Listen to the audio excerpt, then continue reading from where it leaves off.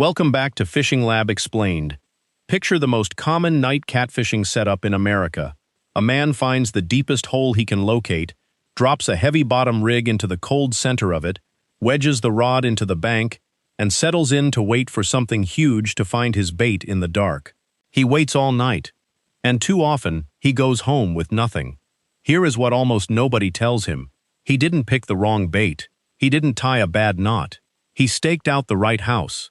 On the one night the homeowner is never home, because by the time it's truly dark, the catfish that owns that hole has already left it.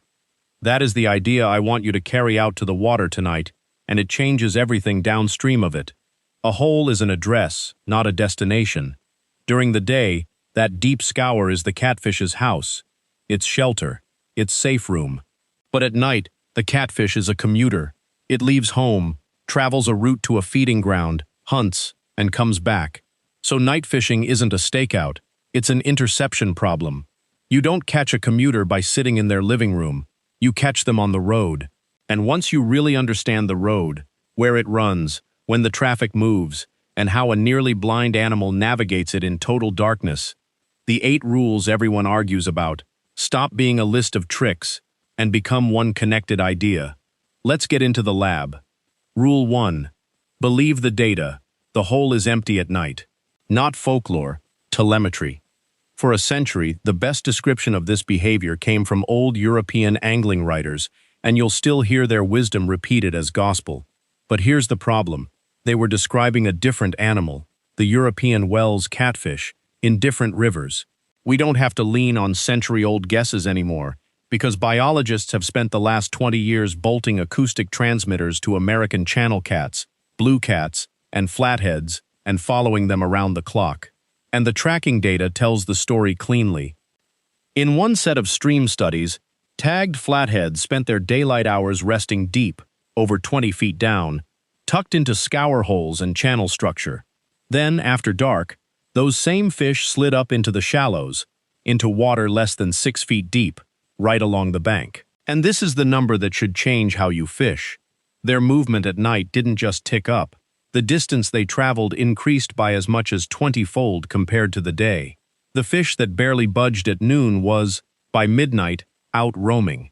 That is not a fish hanging in its hole, waiting on your bait. That is a fish out walking a beat.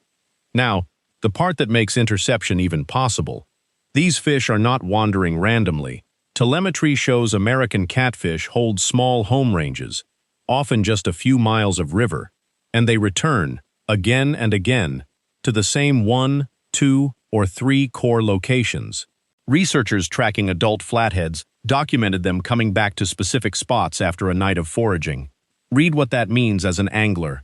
The catfish has a home it returns to, a feeding area it visits, and a route connecting them that it reuses. The road is real, and it's repeatable. Find it once, and you can fish it again and again. That's the gift hidden inside the data. The commute has a map, and the map doesn't change much night to night. Rule 2. Understand how a nearly blind fish runs that route in the dark, because that's where you set your ambush.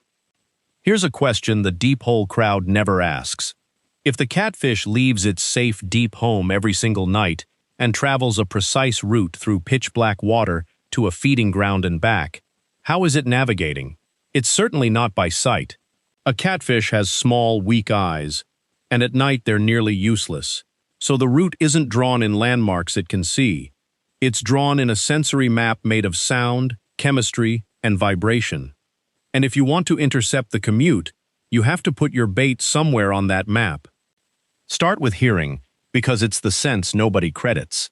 Catfish belong to a group called the otophysans, and they carry a piece of anatomy most fish lack. The Weberian apparatus, a chain of tiny bones that physically connects the swim bladder to the inner ear. Think about that mechanically. The swim bladder is a big gas sac that vibrates whenever a pressure wave rolls through the water, and in a catfish it's wired straight into the ear like a built-in amplifier and subwoofer. People have studied this for 200 years, and the conclusion is consistent. Catfish hear a broader range of sound, at far lower volumes, than fish without that hardware. The catfish runs its night route partly by listening to a soundscape you can't even perceive. Then there's chemistry. The channel catfish has been called, in the actual scientific literature, a swimming tongue. And that's not poetry. Its taste buds aren't locked in its mouth. They're spread over the barbels, the fins, the belly, the flanks, the tail, well over 100,000 of them on a grown fish, all tuned with extreme sensitivity to amino acids, the exact chemicals leaking from wounded baitfish and decaying flesh. The whole animal is a tongue dragged through the river, reading dissolved chemistry as it moves. And finally, the lateral line, the row of pressure pours down its side, that reads the near-field vibration of anything alive and moving nearby. So here's the reframe. The catfish's commute isn't a path across the bottom, it's a path across a map of smells, sounds, and vibrations. To intercept it, you don't just need the right spot. You need to place a signal on that map loud enough to pull the commuter off its line and over to you.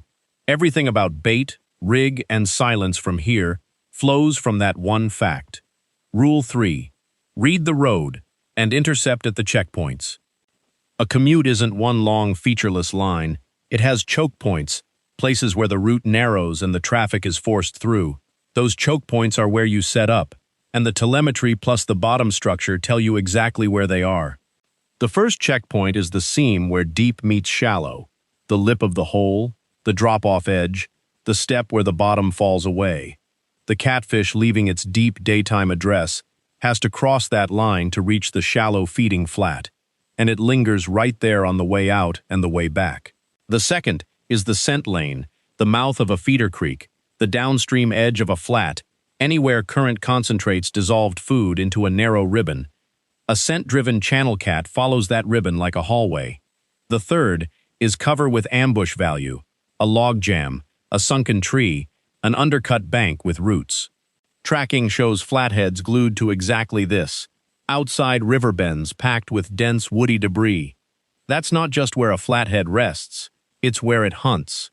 And the fourth is the shallow flat itself, 1 to 5 feet deep near reeds, pads, or a weed edge, where small fish and crayfish gather after dark, and the predators come up to meet them. And here's where the road splits by species, which is the detail that separates an angler who catches catfish from one who catches a specific catfish. The channel cat commutes along scent lanes. It's a cruiser, so intercept it where current carries a plume. The blue cat travels current seams up off the bottom, shadowing schools of shad, so intercept it where moving water delivers baitfish. The flathead barely commutes in the open sense at all. It makes short, deliberate moves from heavy cover to the nearest shallow ambush and back, so you intercept it tight to wood, not out in the open. Same river, same night, 3 different roads. Pick the fish, and the checkpoint picks itself. Rule 4. Time the traffic, and don't miss the morning wave. If the hole empties out at night, the obvious question is when, exactly, the traffic moves. And the honest, data-backed answer is, the commute runs heaviest in the low-light transitions and through the night, not in some magic midnight hour. The tracking data is blunt about it. These fish move most at night and in the early morning. The evening push begins as the light dies, and there is a documented return run at dawn when the fish heads back toward its daytime address. That dawn return is the wave most anglers sleep through, and it's often the best of the whole night. So plan around the transitions on both ends. Get to the water while it's still light, find your checkpoint, and have everything set before dark, because rigging in the black with a flashlight in your teeth is how you make noise and mistakes at the worst possible moment. Then fish the evening push, and do not pack up at 1 in the morning and miss the dawn return when a hungry fish is moving back through your checkpoint on a predictable line. You're not waiting on luck, you're waiting on a commuter you know is coming. Rule 5. Put the right signal on the map. Match bait to the sense, not the shelf. Now that you understand the catfish navigates by chemistry and vibration, bait stops being about what looks good in the store and becomes a targeting decision. You are choosing which sense to set off. For the channel cat, you're playing chemistry, and the science explains a truth that sounds gross and is completely real. Bait that has begun to break down can broadcast a stronger, more findable signal than something pristine. That body-wide taste system and its hypersensitivity to amino acids mean a scavenging channel cat reads, a little funky, not as spoiled but as a dinner bell. Cut bait, oily baitfish, and pungent prepared baits work because they leak exactly the amino acid plume those receptors evolved to chase. Position it where current can carry that plume downstream into a scent lane, and you've laid a chemical trail right onto the commuter's map. But understand the trap, because the old advice walks straight into it. That same logic is poison for a flathead. A flathead doesn't lead with chemistry. It leads with vibration. Its lateral line is so finely tuned to the throb of a live, struggling fish that dead, smelly cutbait can fall below the threshold its brain bothers to register. To a trophy flathead, a chunk of cutbait isn't a smaller meal, it can be invisible. For that fish you need live bait that fights. A lively bluegill or other sunfish where your state allows it. Or a big live shad, something that hammers the water with a distress signal a lateral line cannot ignore. Which brings up the old river favorite, the live frog. And I want to be straight with you about it, because the classic advice handles this badly. Yes, a struggling frog is a fine vibration source, but two things have changed since those old books were written. First, the law, whether you can legally use a live frog as bait, which species, in what season, and how many, varies enormously from state to state. Some allow certain native frogs, some restrict or protect them, some require permits. Second, the ecology. North American amphibians are in real, documented decline, and moving live frogs between waters is an easy way to spread diseases like chytrid fungus. So here's the principle. The frog was never the magic. The vibration was the magic, and you can deliver that exact live prey vibration with a legal, locally appropriate baitfish. Check your state's regulations first, and let the frogs stay in the food web instead of on your hook. While we're at it, you can retire the old trick of sinking a red-hot, oil-doused brick as a scent bomb. If you want a scent strategy, the real mechanism is fresh, oily bait plus current doing the delivery. You're not building a campfire. You're laying a trail. Rule 6, stay silent, because the commuter has an amplifier, and you don't get to argue with anatomy. Most anglers treat stealth as good manners. For catfish, it's physics.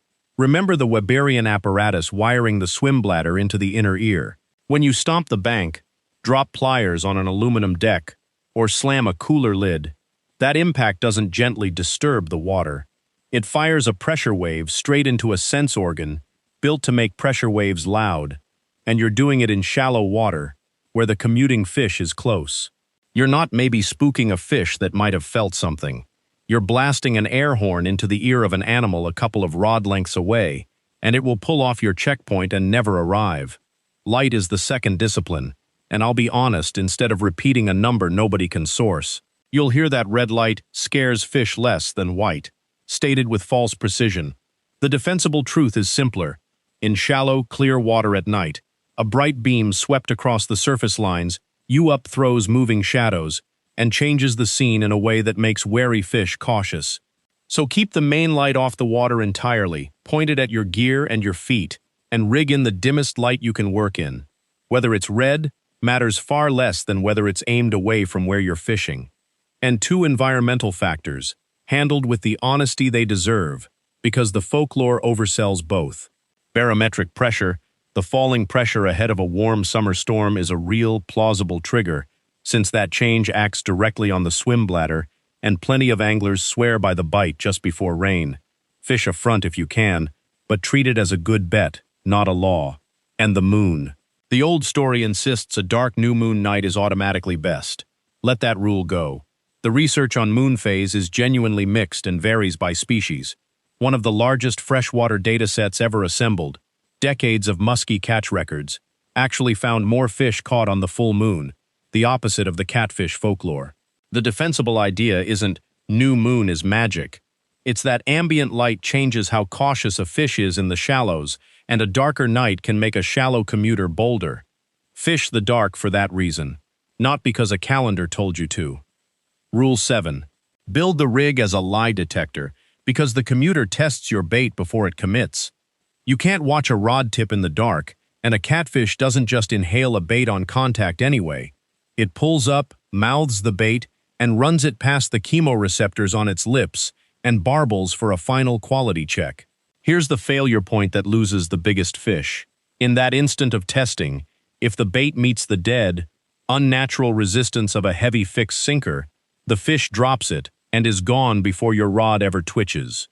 That's the entire reason the sliding rig exists, and why a Carolina rig or slip sinker setup is a mechanical decision, not a stylistic one. Run your main line through a sliding egg sinker, then to a swivel, a leader, and the hook. Now the fish can pick up the bait and move off several feet, pulling line freely through the weight, feeling almost nothing. The anchor stays put. The commuter stays confident. You get the seconds you need. To detect that run in the dark, give yourself an ear, not an eye. A reel with a bait clicker in free spool, or a simple electronic alarm, gives an audible warning as line peels off. The sequence is almost always the same: a soft sway, a pause, then the clicker opening up as the fish commits to its run. And the biggest mistake at that exact moment is setting the hook on the first tick. Don't. Let it take, turn, and go. Let the rod load down slow and heavy. Reel until you come tight, then drive a sweeping hook set to bury a heavy gauge hook in the tough corner of the jaw. If you're searching a slip float set to hold the bait 6 inches off the bottom, lets a light current walk your offering across far more water than a dead rod ever will. Rule 8. Fight slow, land smart, and know that every mistake educates the road. When the hook is set, the catfish doesn't bolt like a pike. It uses mass. It bulldogs down, digs in, runs for the bank, and tries to wedge into cover. The instinct to lean back and haul is exactly wrong. Pull too hard, and you either snap the rod, pop the line on a rock, or tear the hook from soft tissue. Steady, even pressure, gaining line on the pauses, lets that mass tire against itself. If the fish buries into a snag, don't try to winch it out. Hold steady tension and wait, and a fish that no longer feels hard pressure will often back itself out of the cover. The fight is a negotiation, not a tug of war. Gear honestly for it. A 7 to 8 foot rod with real backbone gives you leverage to steer a fish off cover. 15 to 50 pound abrasion-resistant braid handles most night work, but over sharp rock and shell, a heavy mono leader survives the friction that frays braid. Hooks in the 3/0 to 8/0 range, and a genuinely old trick worth keeping. In snaggy, rocky current, tie your weight on with a short length of light mono, about 6-pound test, as a breakaway, so you lose the rock to a snag instead of your whole rig. One safety rule overrides all of it. Never wrap braided line around your hand for grip. A surprise surge from a big fish can cut to the bone or pull you off the bank. Stage your net before dark. Keep your hands behind the line and let the rod and drag do the work. And here's the closing idea, because it ties straight back to the commute. The old line says, "A catfish you hook and lose won't bite again for a season. It remembers." The romantic version overstates it, but the real, better supported version should genuinely change how you behave. Across species studied carefully, carp, bass, trout, fish learn to avoid hooks after being caught, and the catchability of a pressured population measurably drops. The easy fish get caught early, the survivors grow wary. So think about what that means for your repeatable, reusable commute. A fish you fight sloppy, a shallow flat you light up, a bank you stomp. You're not just blowing one fish tonight. You're running a training program that teaches every catfish using that corridor to distrust exactly what you're throwing. Quiet, clean, efficient angling isn't just good form. It keeps your best rode naive. So let's put the 8 back into the 1. Night catfishing is not a stakeout at the fish's house, and it's not a lottery you enter by soaking bait in the deepest hole and hoping. It's the interception of a commute that real tracking data says is happening, on a route the fish reuses, navigated by senses you can finally account for. Read the road and set up at the checkpoints. Time the traffic, and don't sleep through the dawn return. Lay the right signal on the fish's sensory map. Chemistry for the chemist, vibration for the ambusher, and move through it quietly enough that the corridor stays honest. Do that, and the next time the sun goes down, you won't be sitting in the dark waiting on a fish that already left. You'll be set up on the road, on purpose, waiting on a commuter you know is coming home.